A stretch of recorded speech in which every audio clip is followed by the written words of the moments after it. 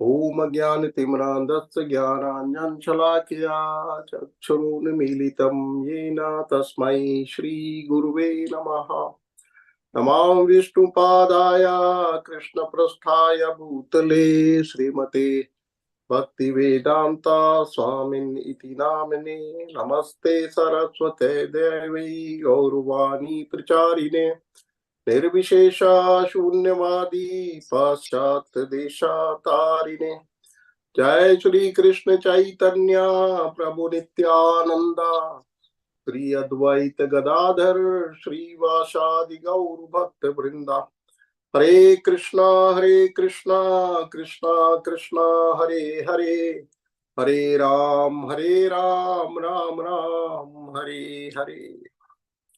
नारायणं नमस्कृत्य नरं चैव नरोत्तमं देवीं सरस्वतीं व्यासं ततो जयामुदीरयेत्। नष्टप्रायेषु अभद्रेषु नित्यं भागवत सेवया भगवती उत्तमा श्लोके भक्तिर्भवति नष्टकी। शृण्वतां स्वकथा कृष्णा पुण्यश्रवण कीर्तना हृदयन्तस्थो हि अभद्राणि विधुनोति सुहृत्सताम्। कृष्णाय वासुदेवाय देवकी नंदनाय च नन्दगोपकुमाराय गोविन्दाय नमो नमः।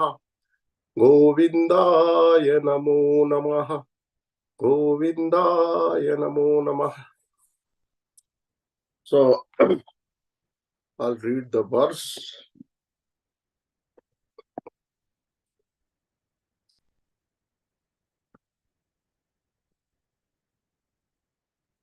भूतैर्भूतानि भूतेशः सृजति अवति हन्ति च आत्मसृष्टैरस्वतन्त्रैर् अनपेक्षोऽपि बालवत्।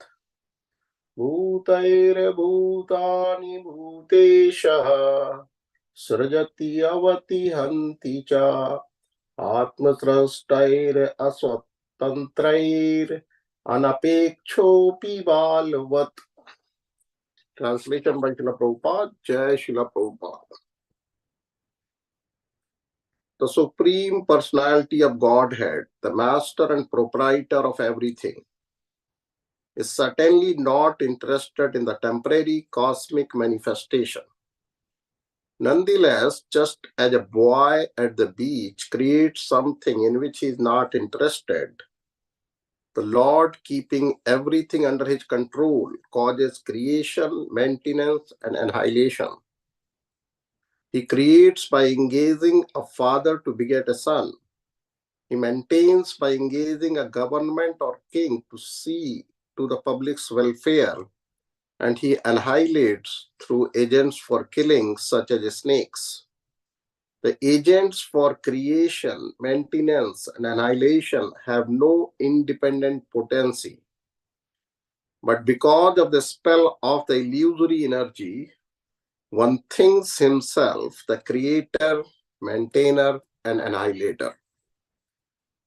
Purport by Srila Prabhupada. Jai Srila Prabhupada. No one can independently create, maintain, or annihilate.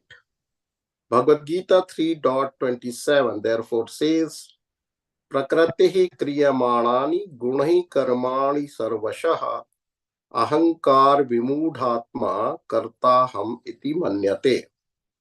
The bewildered spirit soul, under the influence of the three modes of material nature, thinks himself the doer of activities that are in actuality carried out by nature. Prakriti, material nature, as directed by the Supreme Personality of Godhead, induces all living entities to create, maintain, or annihilate according to the modes of nature. But the living entity, without knowledge of Supreme Person and his agent, the material energy, thinks that he is the doer. In fact, he is not at all the doer. As an agent of Supreme Doer, the Supreme Lord, one should abide by the Lord's orders. The present chaotic conditions of the world are due to the ignorance of leaders who forget that they have been appointed to act by the Supreme Personality of Godhead. Because they have been appointed by the Lord, their duty is to consult the Lord and act accordingly. The book of consultation is Bhagavad Gita, in which the Supreme Lord gives directions. Therefore, those who are engaged in creation, maintenance, and annihilation should consult the Supreme Person who has appointed them and should act accordingly. Then everyone will be satisfied and there will be no disturbances. Hare Krishna. Om Namo Bhagavate Vasudevaya. Om Namo Bhagavate Vasudevaya. Om Namo Bhagavate Vasudevaya.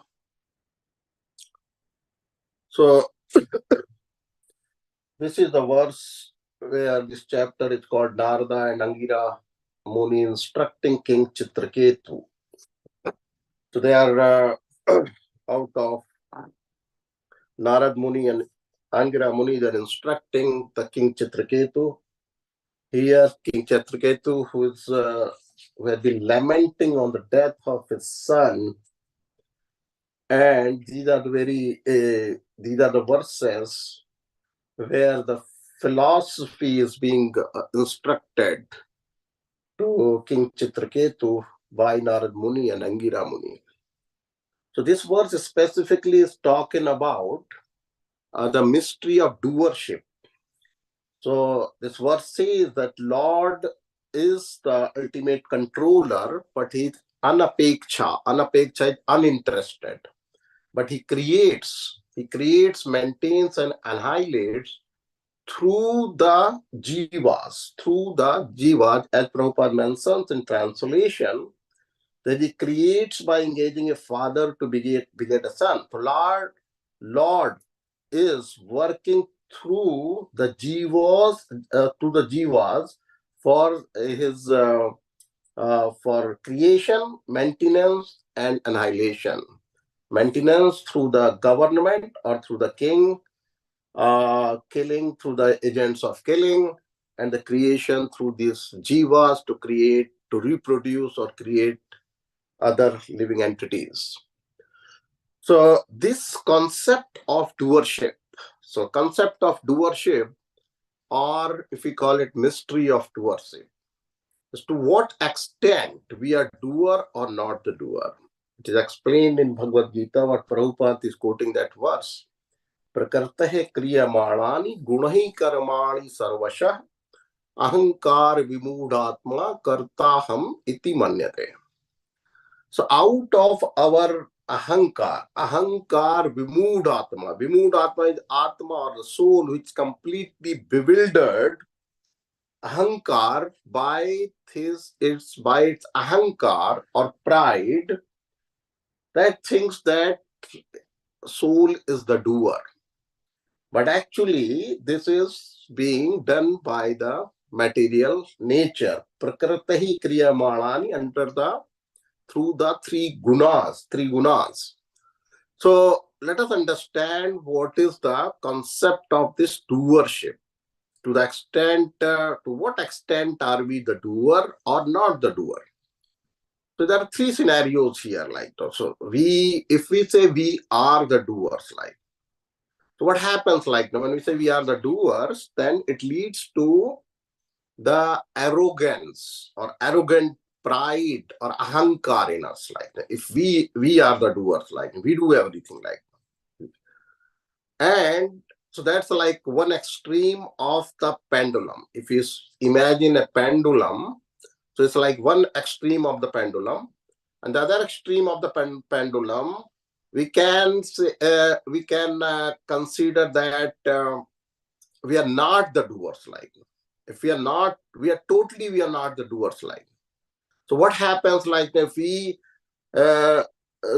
think that we are not the doers at all, everything happens or everything is being done by someone else, then we become lethargic, we become lazy, we become apathetic, like now we become irresponsible, like, because we are not taking the responsibility of our own actions, because thinking or believing that those actions are being performed by someone else and I have no control on it. If I have no control on it, then why there's no need for me to do anything, like. So then a person becomes, so these both extremes are not correct. So the balance, the understanding, the correct understanding is, or the balance between these two extremes is that we are the agent doers, or we are the instruments, as Lord is confirming in this verse, that we are the doers, but some under the some higher power. We are the agent of some higher beings, or the Lord, or the material nature, who's getting, and we are working as an instrument to get the things done. So we are not the doers, but we are partial doers, or we are one of the several doers. Like Bhagavad Gita in 1816 Bhagavad Gita and 18th chapter says that we are one of the doers. We are not the sole doer. Like, how to understand this? Like, how to understand this philosophy wise? It is so any philosophical knowledge we understand in through these. There are three pramans: the pratyaksh praman, anuman praman, praman, and shabda praman. So pratyaksha, when we look from the pratyaksha point of view, when we look around, so pratyaksha point of view, we see that, like, no, this is our doership. Our doership seems self-evident because you chose to come to the class. So that was, you had that option not to attend the class, do something else, but you chose to come to the class. And I similarly, like, I chose to give the class. I could have be doing something else. So I chose to give the class. So we are, evidently, we are the doer. Like, we decided to do this and we are doing it, like, no, we are attending the class or giving the class. Same things when we cook, we decide to cook, and that's how the food is on our dinner table. If we don't cook, food will not be on the table. So if we don't do this, so this understanding, like, no, this is we are doing it, that's why things are happening. If we are working, that's why we get check at the end of the month, and that is how we have money in the bank. So it's very, very, very, like, seems self-evident that things are happening because we are doing it, like, no. And if we don't do it, then things won't happen. So this is pratyaksha praman. So there can be so many examples, like, no. So, but then there should be no question on doership, like, no. Then why we are talking about doership, or why is Bhagavad Gita talking about doership? It's very, very evident. It's direct relationship. It's a pratyaksh praman. We see all around that people do something to get some results, like, so we are the doers, like. But if you see this, sometimes, most of the time that happens. Most of the time we do the things, and we see that this is pratyaksha praman. Pratyaksh praman is direct sense perception. Direct sense perception, and we see that people, I do the thing, things happen. People do the thing, things happen. But sometimes we see that I do, but things don't happen. In spite of our trying or doing or trying to do, the things do not happen. So it's like we can give many examples. Like, suppose we are trying to, or let me give an example. We were trying to celebrate, or I was trying to celebrate a Diwali function at our workplace. So we're trying to celebrate that. So I was like talking to people, and people are not very enthusiastic. No one was came forward or took any initiative. So, and we did not probably get the uh, even necessary funds from the company. Like, they were not approved. So all that, it did not happen. So we were trying to celebrate. So I tried, I worked, but things did not happen. Same things on the other extreme. I don't do things, but things still happen. Like, many times we do something half-heartedly, or we don't do the things, but still we see that others take initiative. Like in the office, or in the office scenario, we have the project deadlines. Like, sometimes even if you are on vacation or something, someone else, some other team member, they take initiative, and we still meet the deadline, which I did not do anything. Things still happen in a, it is true for group scenarios, like, or as well as for individual scenarios. So there are situations when I do, but things don't happen. Most of the time I do and things happen, but sometimes I do, but things don't happen, or I don't do, but things still happen. Like, it's like, if you can look at, this is the month of Kartik, like the month of Kartik, and devotees, they try to get up early in the morning, in the Brahma Muhurta, take bath, and do their morning worship. Like, this is, but in spite of trying, many times, many devotees, they share that they're not able to get up in the morning. So like this is, so those, in spite of what we try, but things don't happen. Like, same thing on mm, other side. We don't try, but things happen. Like, some alcohol addicts, they don't want to drink.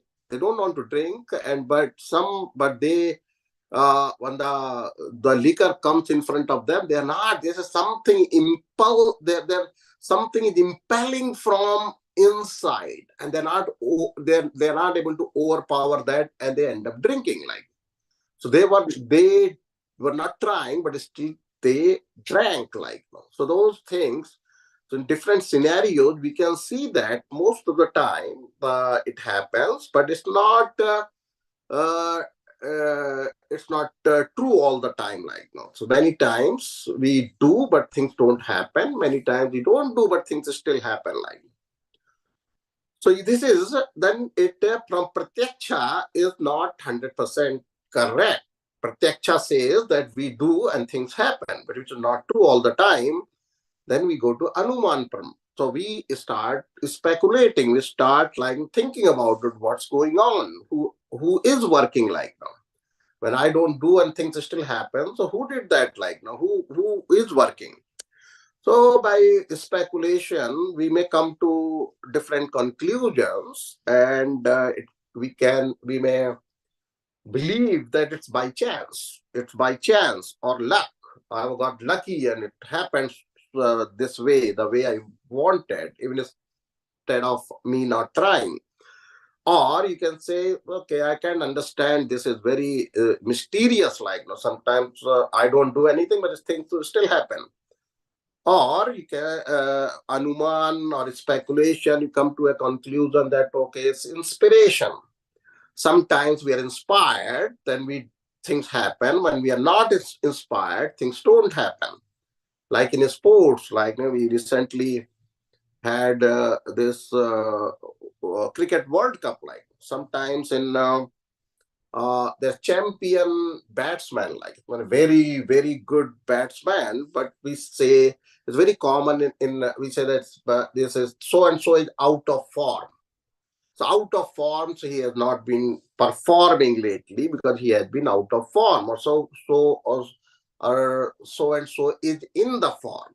What does that mean? Like, what does it mean out of form? That person is still there. Person is there. He's physically fit. He has this like no health issues, no nothing. Fit. It's a physically fit, and it's exactly the same person, but it's out of form.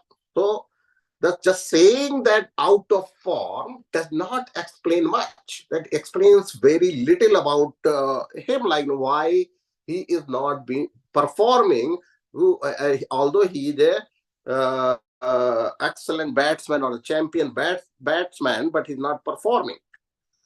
So in philosophy, they say this is called naming the phenomenon. We have named this situation as the person so and so cricketer being out of form. So this is like many times like that uh, this one of the bowlers, the Mohammad Shami, like he took 7 wickets in our semi-finals against New Zealand match, but in the finals he did not do that well. Like although he tried, but things did not happen. So same thing, like now we are just saying that being out of form is just naming that phenomena of the person. Although he's technically very good, very experienced, he has been performing very well in the past, but right now he's not performing. Why he's not performing? We just named it out of form with no very little or no explanation. And this happens in so we call it out of form in cricket, but in writers, they call it writer's block. The writer's block is someone the writer does not want to write, and so they give it a name called writer's block. Why? So it's just not explaining why he doesn't want to write or why the batsman is out of form, because we don't know. So this is one of the devotee was sharing that he was very sick. He was very sick, and a few years back in India, and he had that weakness and the fever, and he has like a loss of appetite and all those things.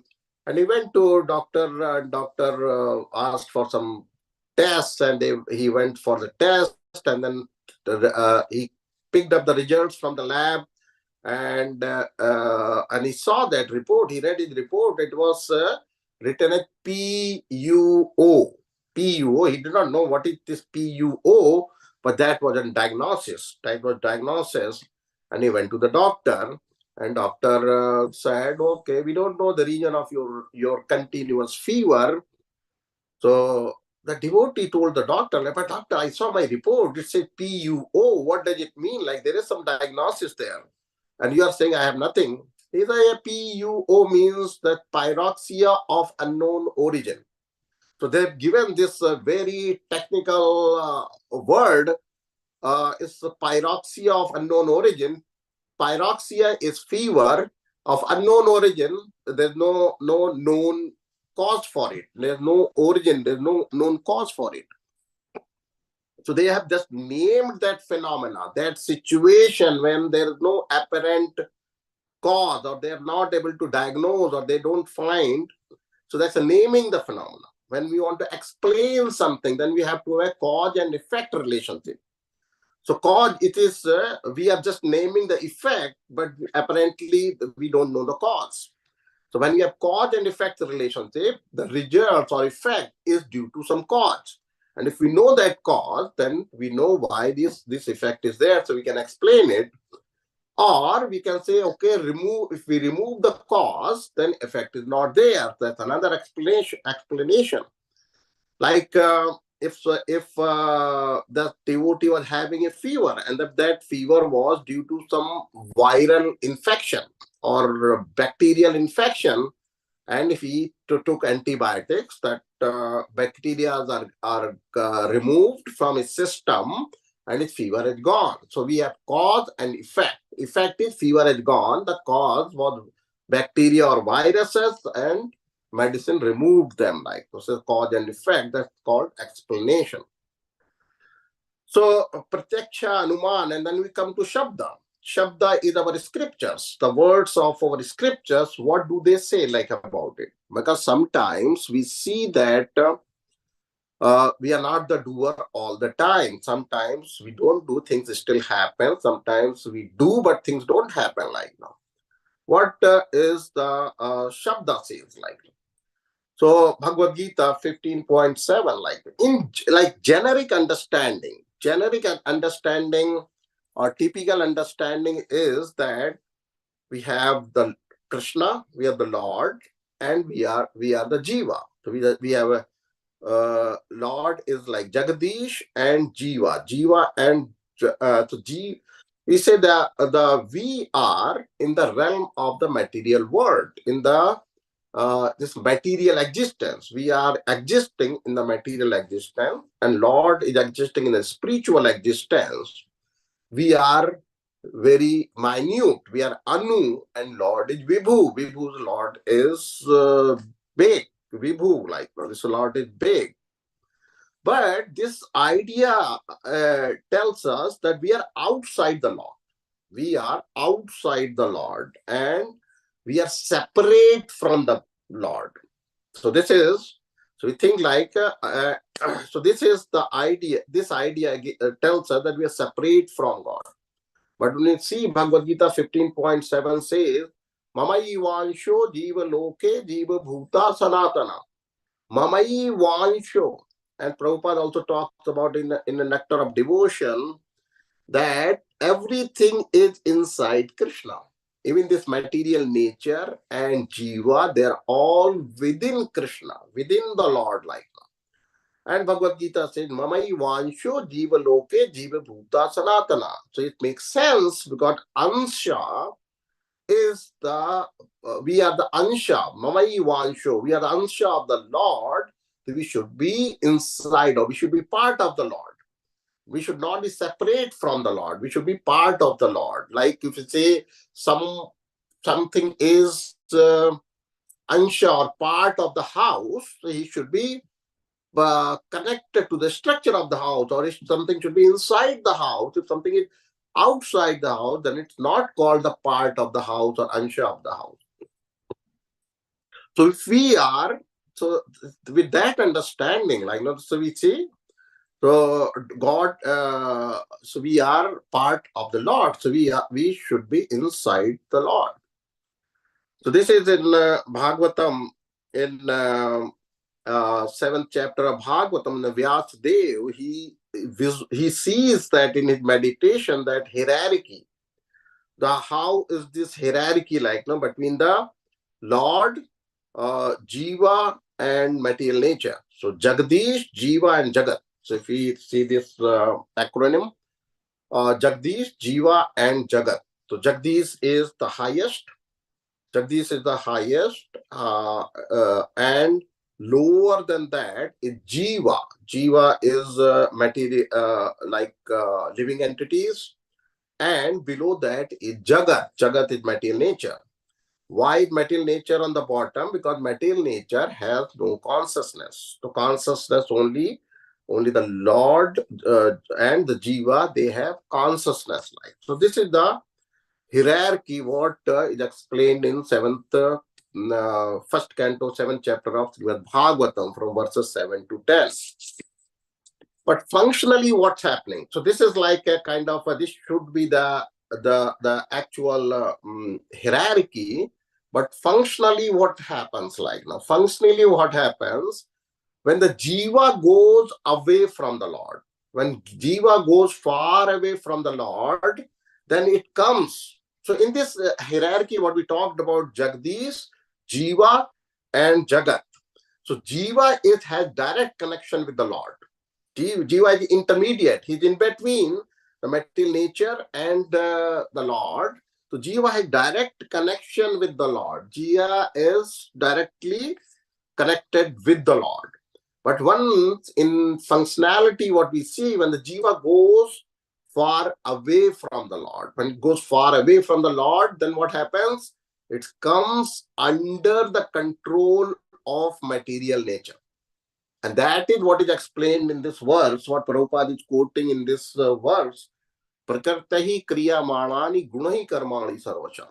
Ahankar vimudatma karta hamiti manyate. When we go far away from the Lord, then we come under the control of material nature. So Jiva either is controlled, Jiva is between the Jagdish and Jagat. So Jiva is between, so Jiva is either controlled by the Lord or Jagdish, or Jiva is controlled by the material nature.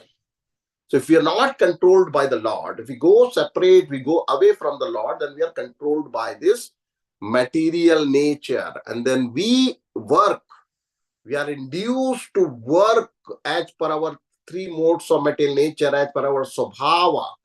That is how we are impelled from inside. We are induced from inside by the material nature, the three gunas, and that is how we start acting, because we are in control of the material nature. And the material nature is supervised by the Lord. Mai adhyakshena prakriti suryate sacharacharam. Lord is always, material energy belongs to the Lord. Lord is controlling it. Lord is supervising it. Lord is presiding over the material energy. So we are controlled, ultimately we are controlled by the Lord, but through the material nature. We're not directly controlled by the Lord. We're not directly controlled by the Lord, but we are controlled in any situation. Lord is ultimate controller. What Prabhupada is saying here in this word, Lord is keeping things under his control. He creates, maintains, and annihilates. So we are always under the control of the Lord. But in this case, we are not in the direct control of the Lord.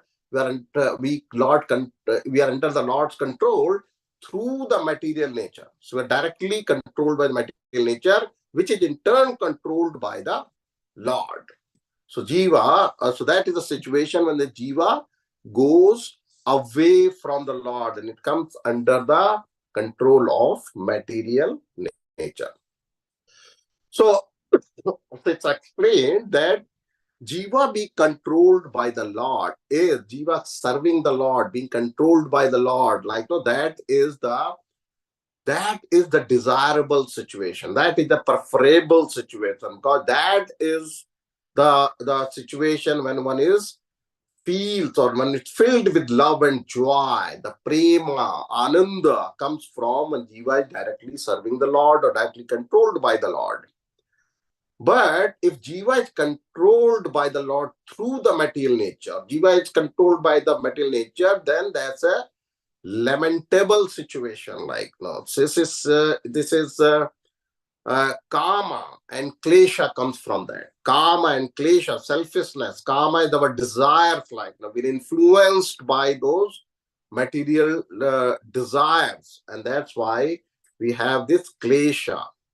So Kam and Klesha comes from that when we are controlled by the material nature. We come, Ahankar, Vimudatma, that Ahankar comes because we think we are the doer. Ahankar, Vimudatma, Karta, Hamiti, Manyate. So independent, so we are not independent doers. This verse is saying that we are not the independent doers. So we are partial doer, or we are one of the doer. So if we think we are independent doers, that is ignorance. That leads to arrogance and pride. But when we say, or to the other extreme, we say we are non-doers, that also is not correct. But because even the soul desires to control or enjoy, and that is how everything happens. But so desiring is also working, desiring is also doing. So we are the doer in that sense, like, no. But soul desires and material nature makes arrangement, Lord sanctions, and the material nature makes the things happen. So we are one of the doers, as explained in 1816 Bhagavad Gita. So we see this, so let us understand this by examples like that. So let us see the example of Duryodhan in Mahabharata. So what Duryodhan, how the Duryodhan and two different situations is acting, oscillating between these two scenarios, that I am the doer or I am not the doer. When Duryodhan sends, after this gambling match, when the Duryodhan was successful in sending the Pandavas to exile, he was like very happy. He said, yeah, I have done it. I'm so shrewd. I'm so clever that I have sent these Pandavas to exiles. I have done it, and and I will do more. I will do more. I'll achieve more. I will not give any kingdom to them. I'll take all the kingdom. I'll also perform yagna. Pandavas are performing yagna. I'll also perform yagna. So this was his, I am the doer, like. He wanted to take the credit for sending the Pandavas to exile. So he was like, in that, I have done it. Like this is, then in other scenario, when this before the Kurukshetra war, when this different sages and different they come to him to advise or to convince him that not to go for the war, and they presented their peace proposals. The most famous peace proposal was when Lord Krishna goes to Duryodhan with the peace proposal. But even before that, there were many sages and many other personalities. They tried to convince Duryodhan. So when those, and he tells like he tells like, oh, yeah, like, why you're ganging upon me? Like, no, it's not me, it's my nature. It's my subhava, my nature. I'm not the doer. I'm not doer. It is my subhava which is doing everything like now.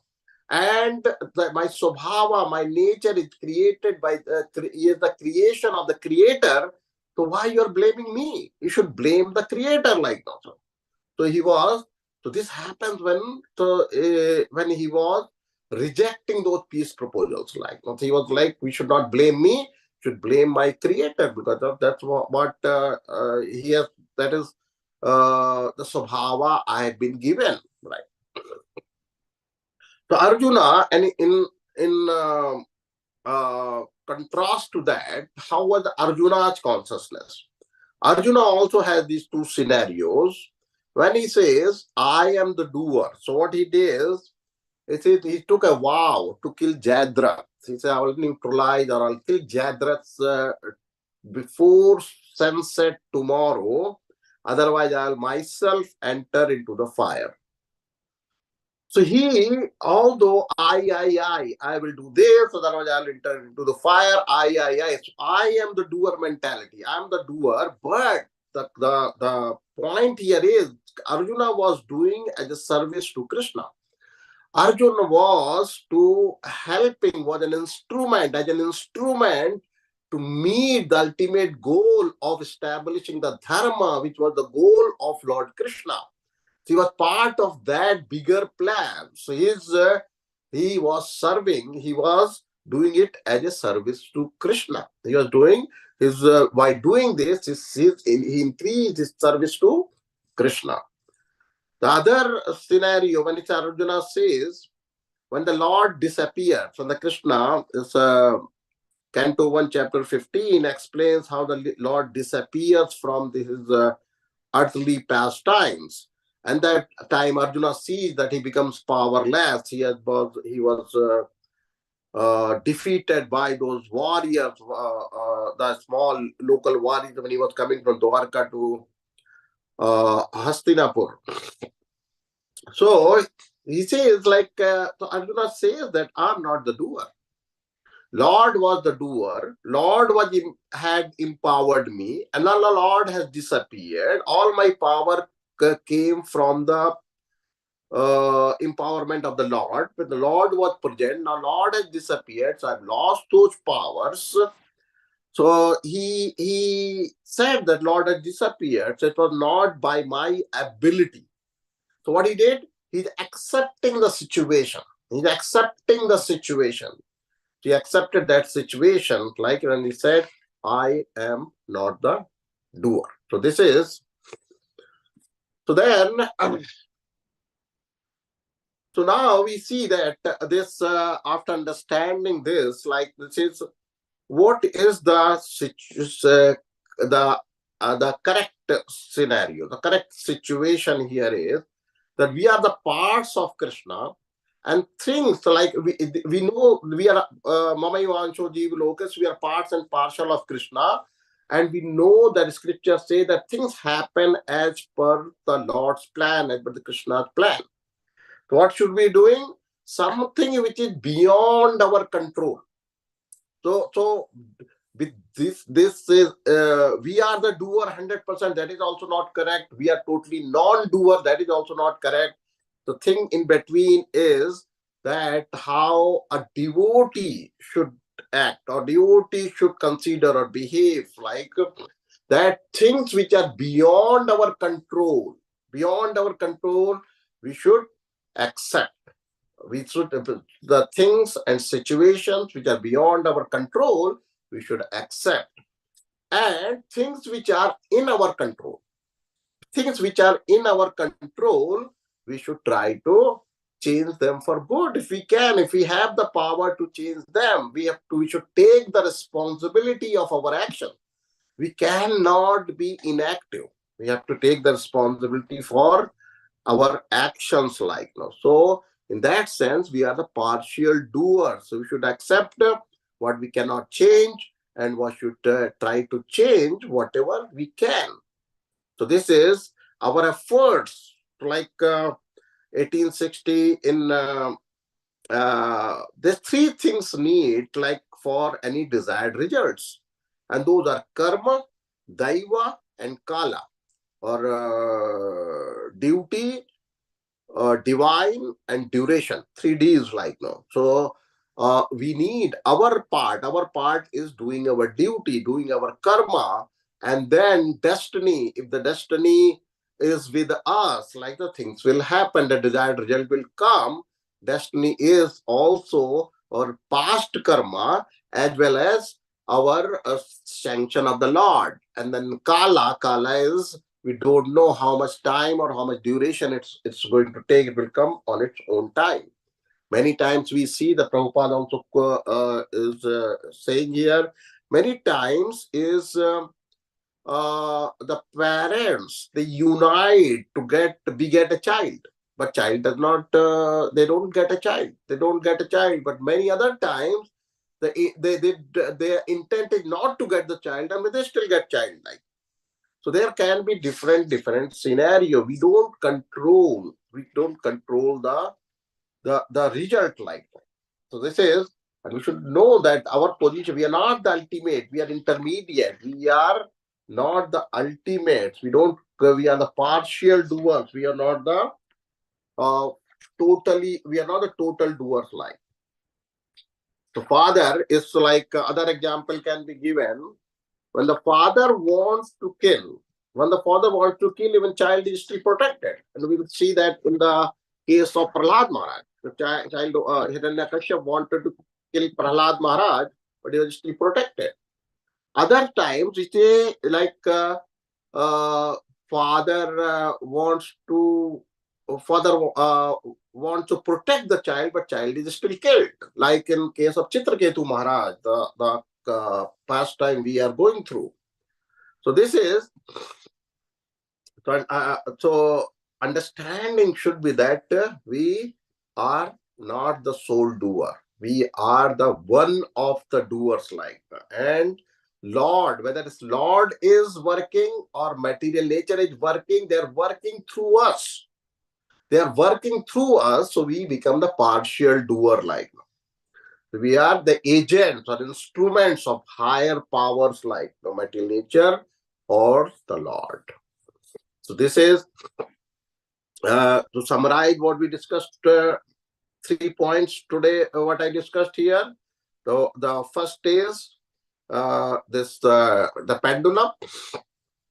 if we consider we are the doers, then we become arrogant, and arrogant and pride comes into us. Ahankar vimoved atma, the ahankar comes.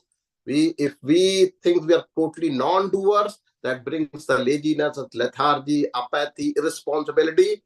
So balance is that correct thing is we are partial doers with the instrument of the higher agent, and with that, when we consider that, that brings in us the acceptance of two things: acceptance of situations which we cannot control, and accepting uh, those actions which we can, which we have power to perform, to change the things for good, to change situations. Like second, we discussed that how we can understand this is pratyaksha, anuman, and shabda. And with the shabda, we understand that we are part and parcel of Krishna, and that is the situation. Either we are under control of Maya, or we are under the control of the Lord. The control of the Lord is the desirable situation, because that gives us the bliss and ananda serving the Lord. But controlling, we are under the control of the material nature, ultimately, which is controlled by the Lord. Then that's a miserable situation. That's a miserable situation. And all this because of those desires, the kama and klesha comes from that. As a bhakta, bhakti life should be centered around acceptance. Bhakti life, as a devotee, we should be centered around acceptance. We should accept what is unchangeable, and what we should uh, take responsibility of our actions for something what is changeable, which is in our power to change. We should try to change that for good. Hare Krishna. All right. So this is any questions or comments here before we go for Damodar Leela?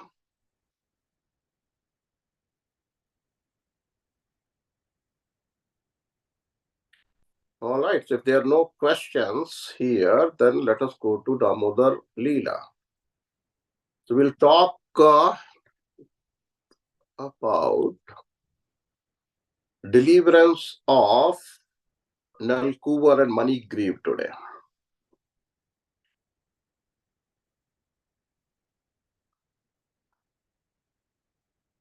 So this is in Damodar Leela. At the end of the Damodar Leela, the past is past time, how this Nalkuvar and Manigriv, they were delivered by the Lord Damodar. So Lord, after the Yashoda Mai tied Krishna to the grinding mortar, he looked at the Lord, although he was tied to the grinding mortar, to that Ukhal, and he looked at these two twin Arjun trees, Yamla Arjun trees, or Arjun trees in the court, which were in the courtyard of Nand Maharaj for a long time. And he remembered, Lord remembering his devotee, Narad Muni, Lord started with the Ukhal, with that grinding mortar on his back, he started crawling towards those trees. And those trees were like twin trees. They're like very close to each other, a very little gap between them. And he tried to cross between those trees. Then Ukhal, or the grinding mortar, got stuck. And Krishna crossed, the Lord Damodar, he crossed, but Ukhal got stuck. And when he tried to pull, then both the trees, they came down. They came down with a huge thunderous sound. And the two devatas, they were two very effulgent devatas, they came out of those trees. They were like Nalkuvar and Manigriv. So what? They paid their obeisances, they did the parikrama, circumambulation of the Lord, they thanked the Lord, and uh, they left. And Lord told them, like, this is my devotee Narad Muni has promised, so I'm here to deliver you, to make his words come true.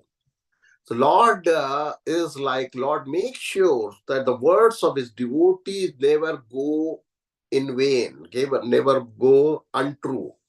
Lord cares about his own devotees' words more than his own words. And we see so many examples.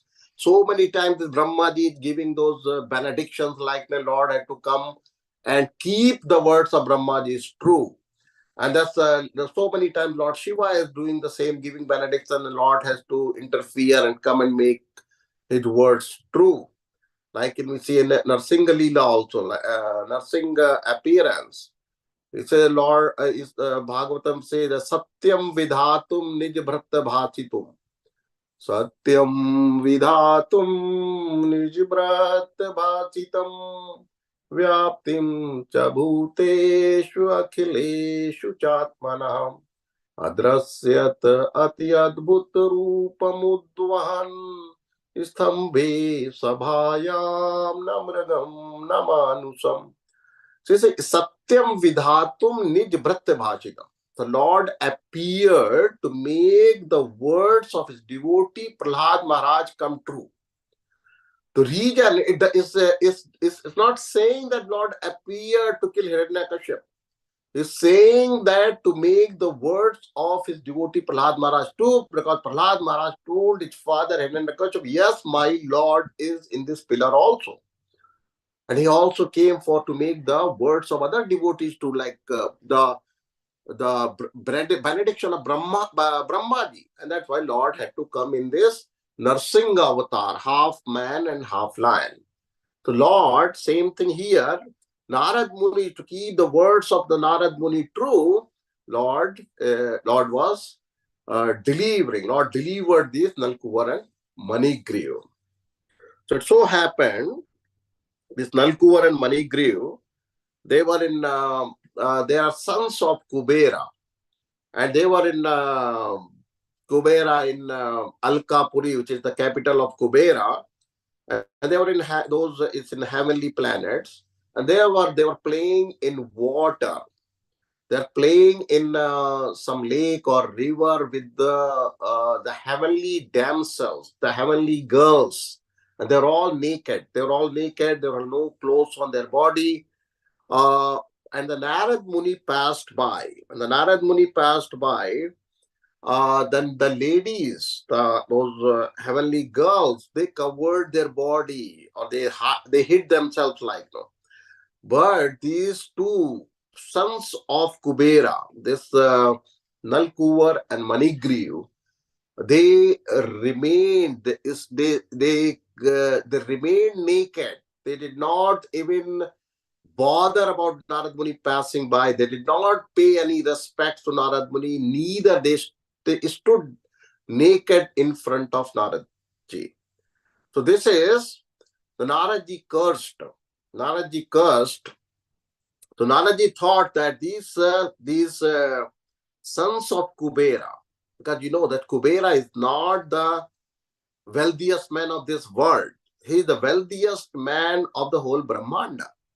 So they were and this Ahankar, these two sons of Kubera, Narad Muni understood that they have this arrogance because of the pride of their wealth and their position or their family they're born in. So higher aristocratic birth and their wealth, that pride. Because of that pride, they are behaving like this. So Narad Muni, out of his compassion for them, not to punish them, like the sadhus, they act out of their compassion for them. He wanted to correct them. Bring them back to their senses and connect them with the Lord. That is how the sadhus are wandering to help others like that. This is Narad Muni thought, and he says, like, sometimes to cure the disease, we give the kadvi goli, or sometimes we give the meaty goli. Maybe he thought I have to give them a kadvi goli or the curse to cure their disease of this ahankar, like that. he cursed them, then you like to being nude, because you like being naked, being nude, so you should become trees. And then all of a sudden, when Narad Muni cursed, they came to their senses, what we have done, like this is what we have done. They started asking for forgiveness, they begged forgiveness. And Narad Muni, Sant Hridaya Navanita Samana. Narad Muni, like the Sant, the sadhus, their heart is like a Sant Hridaya Navanita Samana. Navanit is the butter. They like butter. Even little bit of when he asked for forgiveness, he melted, and he said, okay, so this is you will, I cannot take back my curse, but when the Lord appears, the Lord will touch you, and then you will be delivered. So they were in the court, but and also he said, after they asked for forgiveness, Lord Narad Muni forgave them, and he also said, "You will take you will become trees in the courtyard of Nanda Maharaj in Vraja." And when the Lord appears for his pastimes in Vraja, that time you will be delivered by the Lord. So then, Narad Muni is. So here we see the Narad Muni's apparent curse proved to a benediction, like now. So this is and they were non-devotees. They were not asuras, but they were non-devotees. Like they were like non-devotees. They are sons of Kubera. They were devatas. They are devata putra. They are themselves devatas. They were not asuras, but they were like intoxicated by the pride of their aristocratic birth and their wealth. The Narad Muni, so even the non-devotees, they were not devotees, they're non-devotees, but by the mercy of Narad Muni, they got the darshan of the Lord. Not only the darshan of the Lord, they were delivered by the Lord.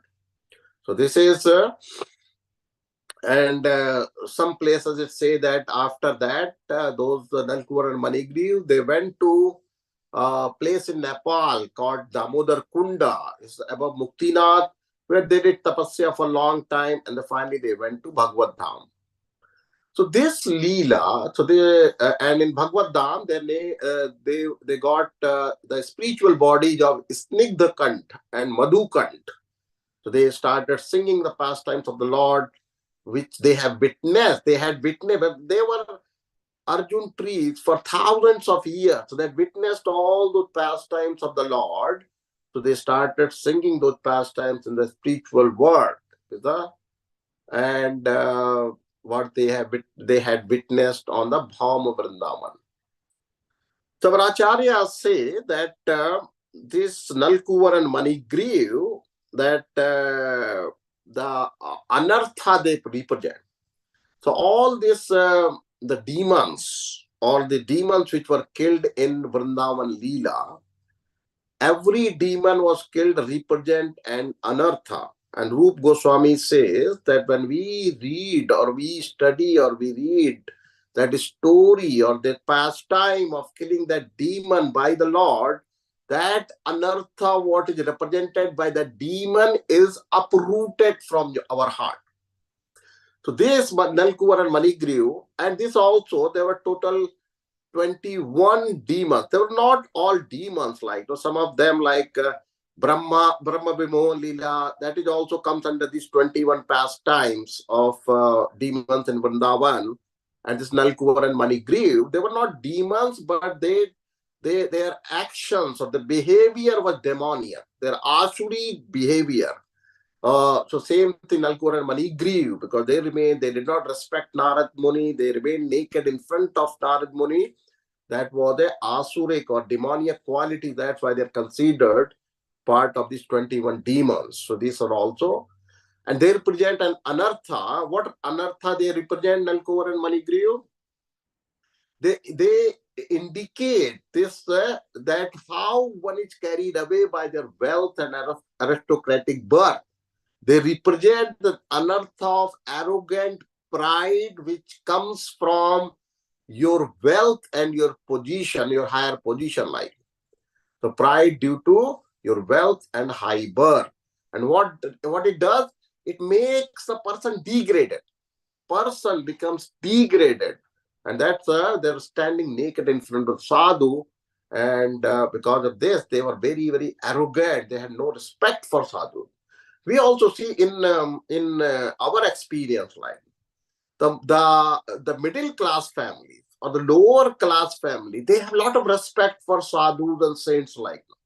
But the wealthy people, they don't respect the sadhu.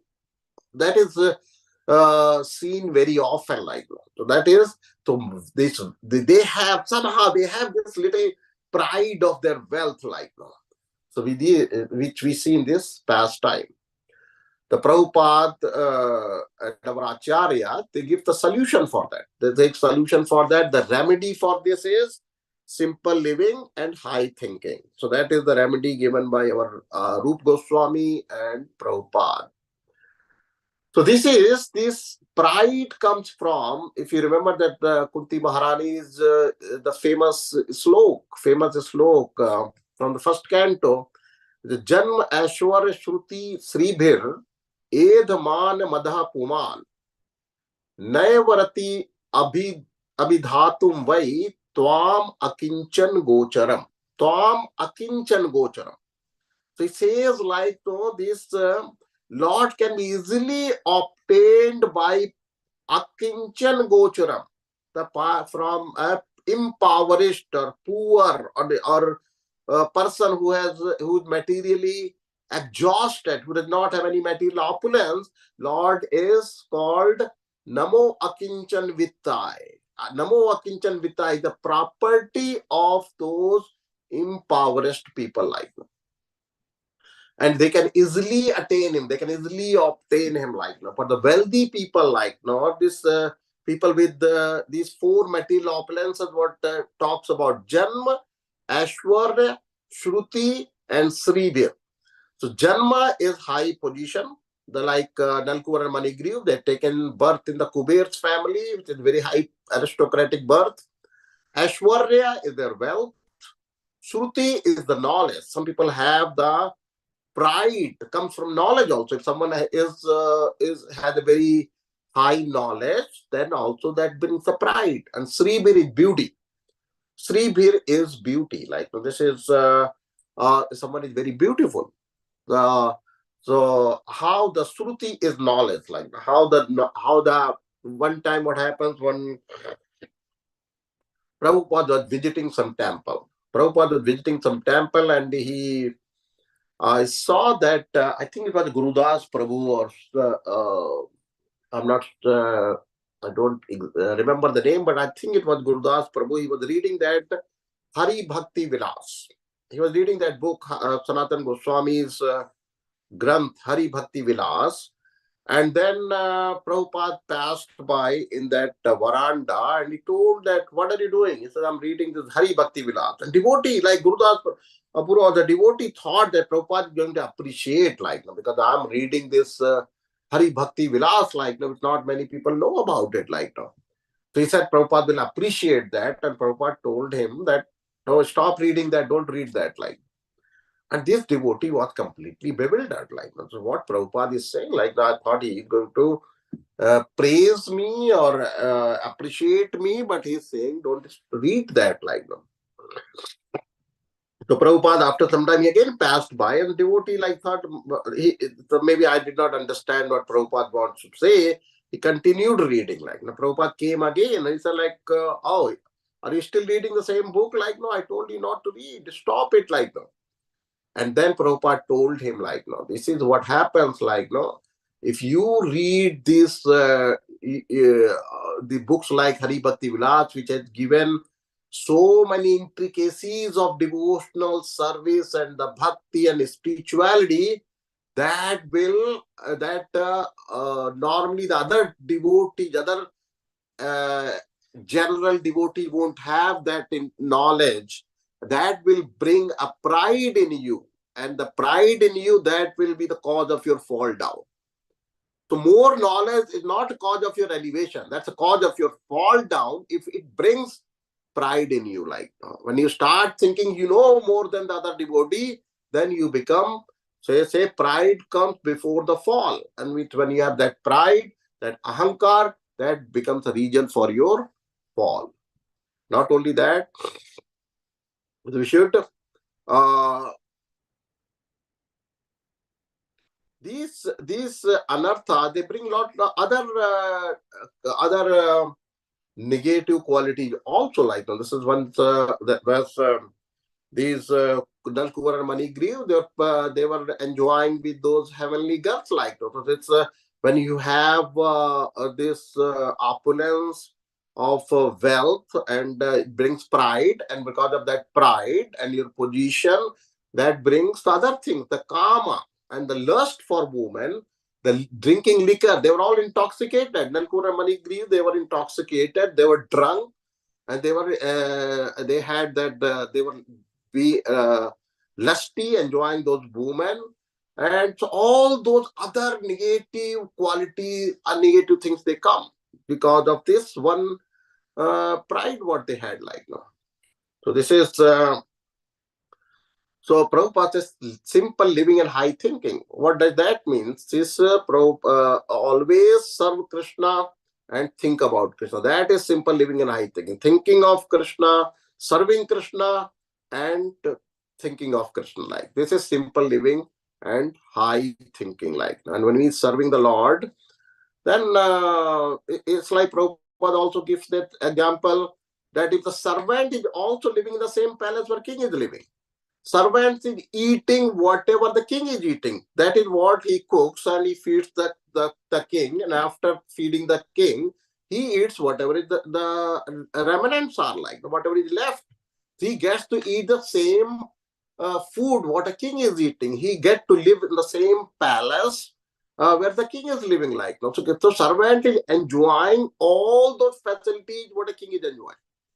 So this is so same thing. Like in temple, you see the devotees, like they get the same bhoga what being offered to Lord. We have this Raj Bhoga or Sandhya Bhoga and different bhogas and all this opulent food being offered to deities.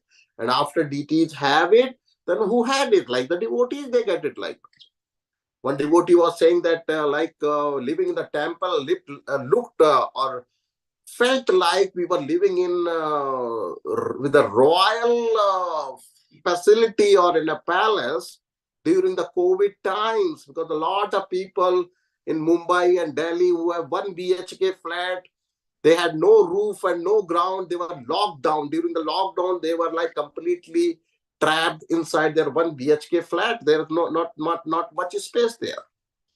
So most of the people that are living nowadays like simply living. They're not simple living. They're simply living and no thinking. Like no. So whatever the idea is, like no, this is we should not. And the pride comes from the money, excess money which is not used in Krishna's service. Like whatever excess money we have, we should use in the Krishna's service. Then it will not bring the pride. When we serve the Lord, we use our excess money, extra money, or whatever part of our money in the serving to the Lord, then it does not bring the pride in it. We remain humble. We remain in that humble mood or service mood, like that. So I'm running out of time here. So I'll tell you another last story and then we'll stop. So there was one devotee who was traveling in train and he shared that story. There was a family with a child. The family with a child, they were also traveling with this devotee. And this, they seemed very wealthy. Seemed very wealthy. They're in an air-conditioned coach. And it was in Rajdhani. So when he came to take the order for the food from the pantry car, and they ordered, and devotee was sitting there, and they ordered Jain food for them. They said, okay, yeah, like we are for husband and wife, they ordered 2 Jain foods. And then that guy, the guy from the pantry, asked, like, what about your son? He said, okay, bring non-veg for them. The devotee was initially, when they ordered Jain food, he was very appreciative, like how they are like in sattvic consciousness. And then he said, like, he was surprised to see they're asking they're ordering Jain food for themselves, but the non-veg for their child, like, their child was like 12 years, 13 years old. And then the devotee asked them, like, no, you ordered Jain food for yourself, but you're ordering non-veg for your child. Why is that? He said, like, we are grown up, but this child is growing, so they have to get protein. How are they going to get protein if they don't eat meat, like, no? So that's why we ordered, we feed them non-veg, like, no. And the devotee thought, he did not say anything, and he thought about how did you grow up, like, how did you get the protein, like, how are those 60% or 50% of the population who is vegetarian is getting their protein, like. So all that, like, this is once we have this pride, this ahankar, we lose their sense of discrimination. We lose the emotions. Our heart becomes very hard-heartedness. It becomes very hard, like, this is. So it's all those negative things, they come with this just one of these four opulences or more, what Kunti Maharani is talking about.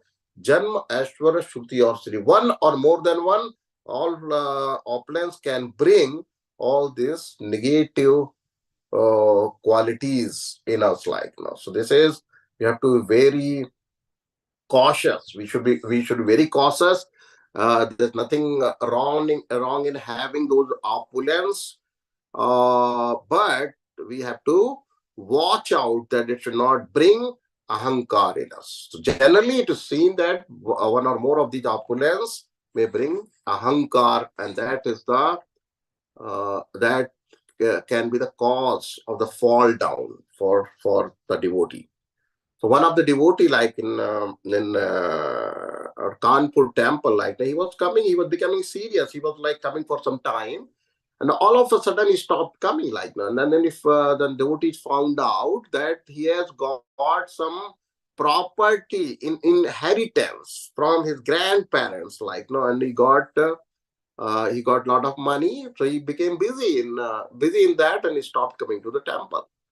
So that is, those are the situations we should be watching out for them, that it does not bring any pride in us. So we should, and the solution is simple living and high thinking, serving the Lord and thinking of the Lord all the time. Hare Krishna. So I'll stop here. Thank you very much.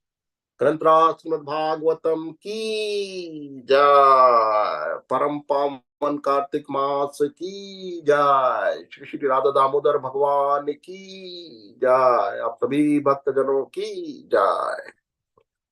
Hare Krishna. Sorry for few more minutes beyond our assigned time. Thank you. Hare Krishna. And this is time we can please, we can discuss your questions. You can share your realizations, and if you have, please share whatever.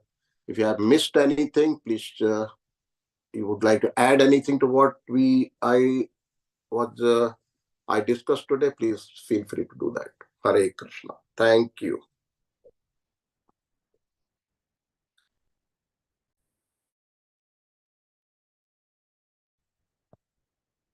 Hare Krishna, Prabhuji, please accept my humble obeisances on Pravesh Picture of Prabhupada and Guru Maharaj. It was very nice. Hare Krishna. It was very wonderful, nectarian today to hear about, and one thing like which was highlighted about Harivela's reading and like what is the disadvantage, or you mentioned about the, like Prabhupada said not to read that, so that, like, I was not knowing, so it was like additional knowledge today. Thank you, Prabhuji. But yeah, yeah, Prabhu, it's not about the reading, it's if it brings that pride in you, like ahankar, right? It's basically, and that happens when you have, you think you know more than the devotees surrounding you in your community. That may bring ahankar, right? Thank you, Prabhuji. yes, Prabhuji, that's correct. So it's better to be like, read the recommended books or the scriptures that we always preach as per Prabhupada's instructions. Yeah, Prabhu, like we in Kartik month, we are doing another lecture series on the demons in Vrindavan. I'm it, and the last we did that the deliverance of Trinavrat. So Trinavrat represents that anartha of useless scholarship. So that is a very similar point, that those useless scholarship just brings the pride. The pride which does not help us to grow in our spiritual life. It's just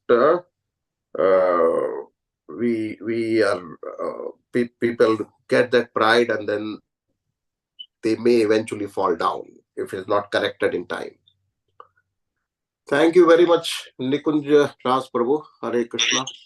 Thank you, Prabhuji, for your association and morning nectar.